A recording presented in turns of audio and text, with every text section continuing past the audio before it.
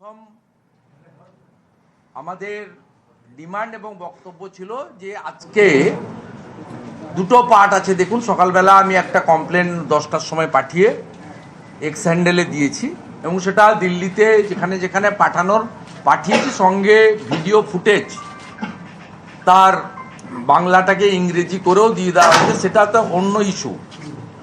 সেটা হচ্ছে ইলেকশন কমিশনারের নিয়োগ সংক্রান্ত যে প্রশ্ন উনি করেছেন সেটা নিয়ে, সেটা পার্ট আলাদা, সেটা এখানে নেই। কিন্তু এখানে বাকি যা যা আছে আমাদের মিডিয়া গ্রুপে আমরা দিয়ে দেবো, আপনারা ডিটেলস পেয়ে যাবেন। আমি খুব সংক্ষিপ্তভাবে বলি।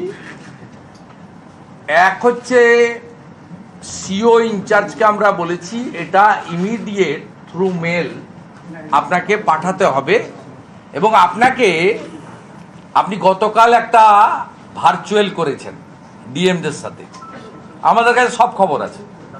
সেটা মুখ্যমন্ত্রীর ওখানে দাবড়ানির ভয়ে বা যাই হোক করেছেন। আজকে আমাদের যুক্তিতে একটা ভিডিও কনফারেন্স বা ভার্চুয়াল কনফারেন্স আপনাকে করতে হবে।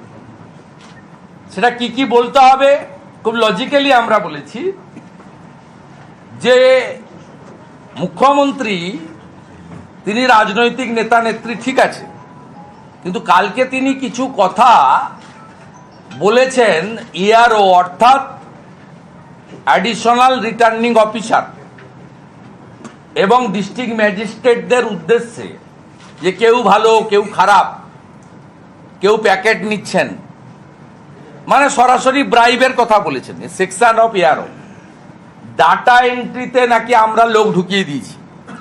উনি কান দিয়ে দেখেন, মানে কতটা তিনি কিভাবে বলেছেন আমরা জানি না। দুটো কোম্পানির নামও বলেছেন, সব আজগুবি কথাবার্তা, এর সঙ্গে বাস্তবের কোনো সম্পর্ক নেই। কিন্তু তিনি, তার অধিকার আছে এমসিসির সময়ের বাইরে তিনি যে কোনো মঞ্চ থেকে বিডিওকে, ওসিকে, আইসিকে, এসপিকে, ডিএমকে, ব্যুরোক্র্যাটকে, তার পার্টির জনপ্রতিনিধি এবং পার্টি বা কর্মচারীদেরকে তিনি বলতে পারেন। ওনার তো পার্টি নয়, পারিবারিক পার্টির কর্মচারী। কিন্তু তিনি কালকে এআরও বলেছেন, ভোটার লিস্ট বলেছেন, যেগুলো এখতিয়ার বহির্ভূত। এআরওকে নির্দেশ দিতে পারেন, আরওকে নির্দেশ দিতে পারেন district election officer, that means district magistrate. District electoral অফিসারকে ডাইরেকশন দিতে পারেন CEO of the state, chief election officer of the state. আর CEO control by the CEC Delhi.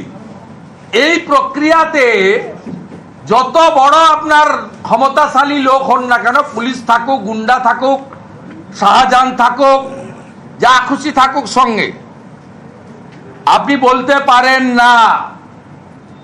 আজকে ভার্চুয়াল করে বলতে হবে মুখ্যমন্ত্রী যে ভয় দেখিয়েছেন এআরওদের, ডিএমদেরকে কেউ যেন ভয় না পায়। কারণ আমি এই পিসি থেকে পশ্চিমবাংলার দলদাস স্থাবক ডিএমদের একটা অংশকে বলতে চাই, সবাই নয়। ইলেকশন কমিশনের পাওয়ার সম্পর্কে আপনারা জানেন, অন্ধ্রপ্রদেশে 3 জন ডিস্ট্রিক্ট ম্যাজিস্ট্রেট 24 সালে ওখানকার প্রেজেন্ট গভর্নমেন্টকে ফেভার করেছিল বলে সাসপেন্ড হয়ে আছে, এখনো সাসপেনশন ওঠেনি। তাদের ক্যারিয়ারে কিন্তু প্রশ্নচিহ্ন করে দিয়েছে। Election commission is supreme authority, constitutional body. তাই আপনারা ভেবে নিন কার কথা শুনবেন। মুখ্যমন্ত্রীর কথা শুনবেন ভালো পোস্টিং এর জন্য, না নিজের ক্যারিয়ার বাঁচাবেন, চাকরি বাঁচাবেন। আমরা কিন্তু ছাড়বো না, এটা আমরা পরিষ্কার বলেছি। আপনি ভার্চুয়াল করে আগে কনফিডেন্স বিল্ড আপ করুন। ডিমোরালাইজ করেছেন মুখ্যমন্ত্রী। ARO means deputy collector, deputy magistrate of the আপনার সাব ডিভিশন ইনক্লুডিং বিডিও। আমরা বলেছি A section of video, A section আবার বলছি, সবাই নয়, 15, 16, 17, 18-তে পিএসসিতে সাদা খাতা দিয়ে ভিডিও হয়েছেন এবং অবৈধ ওবিসির তালিকায় তাদের নাম আছে, যে তালিকা কলকাতা হাইকোর্টের ডিভিশন বেঞ্চ খারিজ করেছে। 77টা কমিউনিটি, সম্মানীয় বিচারপতি তপব্রত বাবু এবং রাজাশেখর মান্থার বেঞ্চ যেটা ক্যান্সেল করেছে এবং সুপ্রিম কোর্টে গেছিলেন রাজ্য সরকার, স্টে পায়নি। তারা তাদের ভবিষ্যৎ বাঁচানোর জন্য মুখ্যমন্ত্রীর কথা তালিম করবেন। আপনি ইমিডিয়েট এ বিষয়ে নজর রাখুন। তৃণমূলের বহু জায়গায় লোকজন তারা মিটিং ডাকছেন, মুখ্যমন্ত্রী সরাসরি বলেছেন একটা জাম্বো কমিটি বানিয়েছেন। আমি তো গুনতে পারিনি, আপনারা গুনেছেন কিনা জানি না, 50 জন তো হবেই মাননীয় সুব্রত বক্সির নেতৃত্বে।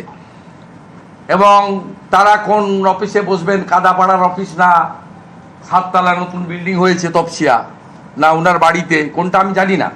তারা 4 জন করে প্রত্যেক দিন বসবেন এবং 15 দিনের মধ্যে রিপোর্ট দিয়ে দিতে হবে। যারা করবেন না তাদের পথ চলে যাবে। আমি ঘাটাল সাংগঠনিক জেলা তৃণমূল কংগ্রেসের একটা সার্কুলার ওনাকে পড়ে দিয়েছি। সেখানে লিখছে আবর্জনা মুক্ত ভোটার লিস্ট তৈরি করার জন্য রবিবার সকাল 11টায় ডেবরা অডিটোরিয়ামে জমায়েত হন। তুমি কে হরিদাস, ভোটার লিস্টে হস্তক্ষেপ করো? স্পেশাল